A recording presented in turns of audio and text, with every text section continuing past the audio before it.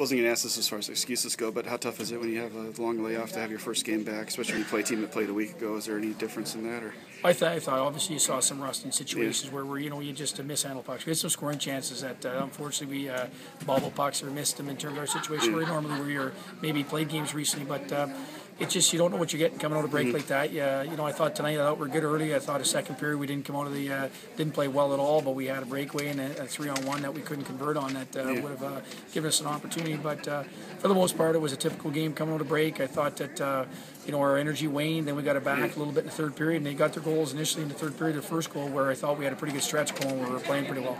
I know they finished with 2 goals, but I mean, how much different maybe would the game have been if you guys had been able to get a 2-0 lead at some point? Do you think could that have? Yeah, I thought we needed a second goal, get a little bit of confidence perspective. I thought we were, just like I said, we missed a lot of chances that we didn't even get a shot on net in terms of situation, and that's I find coming out of break your awareness is a little bit off, and that was the second goal. It just didn't take a look over shoulder. Something you do as a defenseman all the time, and be aware who's driving the net, and we just missed the guy. So you haven't seen us do that playing a lot. But I didn't see that from us the first half, but it is what it is. It's the unfortunate side of things that we got to start performing at a high level at home here. We got to start taking advantage. We got a lot of games here at home second half, and we got to find that will to win here and ways to close out games. I thought our game management was poor tonight. They called a couple of penalties. I thought the penalty we took with 5 minutes left was a bad penalty. They called it earlier in the game, and it's something they call. You got to get awareness of what the referees are calling.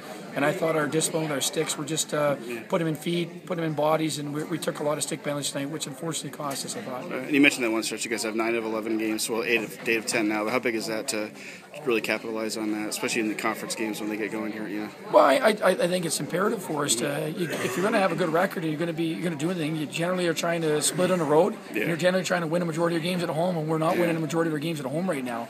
It's a flip from last year. We couldn't win on the road. And won all our games at home for the most part. So we got to find a way to have that normal routine at home and play with the same simplicity and aggressiveness that we play on the road when we go out there and we just think hockey only. So it's something we got to talk about as a team and make sure that we're focused for that the second half here. Before I go on, you had 2 guys back. Obviously, Sexton was back, and then TJ's here now. What's it like having just those 2 extra forwards to use now?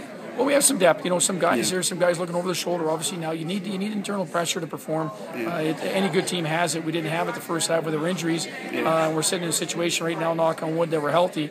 But it's just going to force guys to play at a high level because there's guys ready to perform and ready to compete for jobs. So that's what it gives you. And as long as we're working hard and guys are performing, then it's a good equation to have. Obviously, I was seen to play one game, but obviously, like TJ's a pretty good hustler. Is that it's kind of like the kind of guy coaches would like? What do you like about his game? Yeah, he's I thought tonight his energy waned a little bit. Maybe he had a little bit too hyped up for himself there. But he's someone who works hard. He played a pretty prominent role in a good team in USHL last year. So I guess expectations to come in and that he'll play at a high level for us. So we got we're excited to have him on board and excited to see what he does. And that's a tough first game coming in when other guys have 17 games under their belt already. So we'll see how we progress here going forward. That's what I want to do. Is there a chance you can get rusty when you're just working out by yourself? I mean, he wasn't on a team or anything, so he kind of had to just keep in shape on his own. Is that tough to kind of stay in game rusty shape? Is a lot of times guys he's a pretty focused kid and like he talked, we skated a lot, but you're not in physical contact shape